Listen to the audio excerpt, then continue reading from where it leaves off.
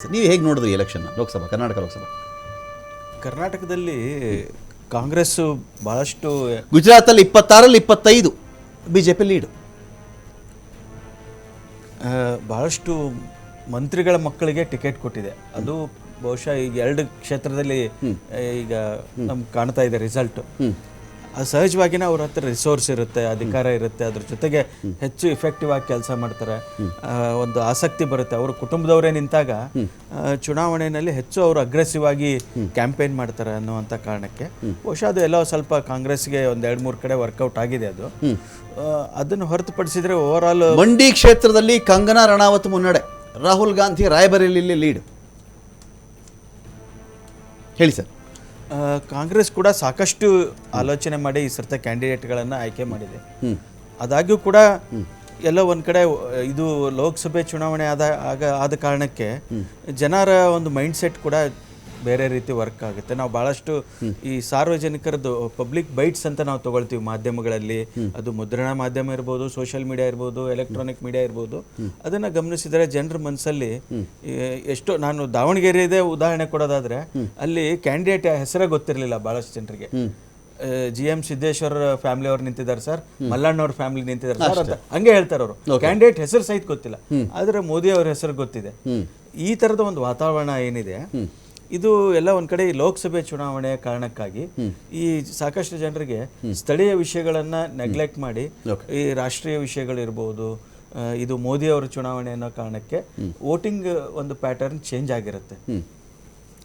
Kerala observe ಮಾಡ್ತಿದ್ದೆ ನಾನು. ಕೇರಳ 7 ಸ್ಥಾನಗಳಲ್ಲಿ ಬಿಜೆಪಿ ಲೀಡಲ್ಲಿದೆ ಸರ್. ಕೇರಳದಲ್ಲಿ 7ರಲ್ಲಿ ಕೇರಳದ ಬಗ್ಗೆ ನಾನು ಮಾತಾಡ್ತಿರೋದಿಲ್ಲ. ಶಶಿ ತರೂರ್ಗೆ ಅಲ್ಲಿ ಹಿನ್ನಡೆ ಇದೆ. 7ರಲ್ಲಿ ಬಿಜೆಪಿಗೆ ಲೀಡಲ್ಲಿದೆ ಸರ್. ನೀವು ಕೇರಳದ ಹೇಗೆ ರೀಡ್ ಮಾಡಿದ್ರಿ ಅಂತ? ಯೂಶ್ವಲಿ ದಕ್ಷಿಣ ಭಾರತ ಅಂತ ಬಂದಾಗ ದಕ್ಷಿಣ ಭಾರತದ ಬಿಜೆಪಿ ದೊಡ್ಡ ನೆಲೆ ಇಲ್ಲ, ಕರ್ನಾಟಕ ಬಿಟ್ಟರೆ ಬಂದರೆ ಸ್ವಲ್ಪ ಆಂಧ್ರದಲ್ಲಿ ಬರಬಹುದು ಅಂತ ಒಂದು ಜನರಲ್ ಆಗಿರೋ ಮಾತು. ಬಟ್ ಕೇರಳ ಅದರ ಸಿನಾರಿಯೋ ಚೇಂಜ್ ಆಗ್ತಿದೆಯಾ ಅಂತ?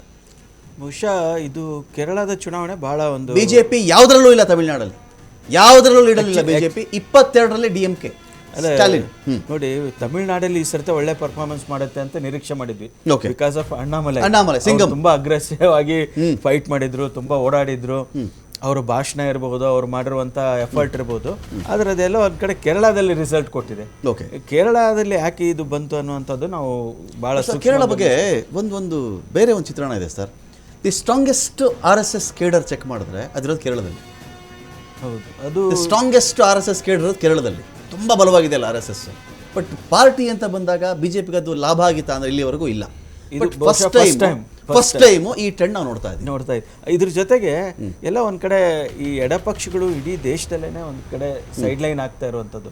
ಮುಂದಿನ ದಿನಗಳಲ್ಲಿ ಅಲ್ಲಿ ಅದು ಬದಲಾವಣೆ ಕೂಡ ಆಗ್ಬೋದೇನೋ ಅಂತ ಅನ್ಸುತ್ತೆ. ಈ ಎಡಪಕ್ಷಗಳ ಒಂದು ಧೋರಣೆ ಏನಿದೆ ಇವತ್ತಿನ ದಿನಮಾನಕ್ಕೆ ತಕ್ಕಂತೆ ಬದಲಾವಣೆ ಆಗಬೇಕಾಗಿದೆ. ಅವರ ಆಲೋಚನಾ ಕ್ರಮಗಳು ಬದಲಾವಣೆ ಆಗಬೇಕಾಗಿದೆ. ಇಡೀ ದೇಶದಲ್ಲೇ ಒಂದು ಎಡಪಂಥೀಯ ವಿಚಾರಧಾರೆ ಏನಿದೆ ಅದನ್ನ ಜನ ಕಾಲಕ್ರಮೇಣ ಅದನ್ನ ಎಲ್ಲೋ ಒಂದ್ ಕಡೆ ಗೌಣವಾಗಿ ಪರಿಗಣಿಸ್ತಾ ಇದ್ದಾರೆ. ಅದು ಇರ್ರೆಲೆವೆಂಟ್ ಆಗ್ತಾ ಇದೆಯಾ ಅನ್ನುವಂಥದ್ದು ಕೂಡ ಇವತ್ತು ಕೇರಳ ಚುನಾವಣೆ ಹಿನ್ನೆಲೆಯಲ್ಲಿ ನಾವು ಒಂದು ರೀತಿಯ ತೆಲಂಗಾಣ ಅವಲೋಕನ ಮಾಡಬೇಕಾಗುತ್ತೆ. ತೆಲಂಗಾಣ ರೀಸೆಂಟ್ ಆಗಿ ರೇವಂತ್ ರೆಡ್ಡಿ CM ಆಗಿದ್ರು ಕಾಂಗ್ರೆಸ್ ಇಂದ. ಬಟ್ ಲೋಕಸಭಾ ಚುನಾವಣೆ ಚೆಕ್ ಮಾಡ್ತಾ ಇದ್ದೀವಿ, 17 ಕ್ಷೇತ್ರಗಳಲ್ಲಿ 8ರ ಟ್ರೆಂಡ್ ಸಿಗ್ತಾ ಇದೆ ನಮಗೆ. ಒಂದರಲ್ಲಿ ಮಾತ್ರ ಕಾಂಗ್ರೆಸ್, ರೇವಂತ್ ರೆಡ್ಡಿ ನೇತೃತ್ವದ ಕಾಂಗ್ರೆಸ್ ಅಲ್ಲಿ ಮುಖ್ಯಮಂತ್ರಿ ಅವರು. ಬಿಜೆಪಿ 4ರಲ್ಲಿ ತೆಲಂಗಾಣ. Quite surprising. ತೆಲಂಗಾಣದ ಅಂಥ ದೊಡ್ಡ ನೆಲೆ ಇರಲಿಲ್ಲ.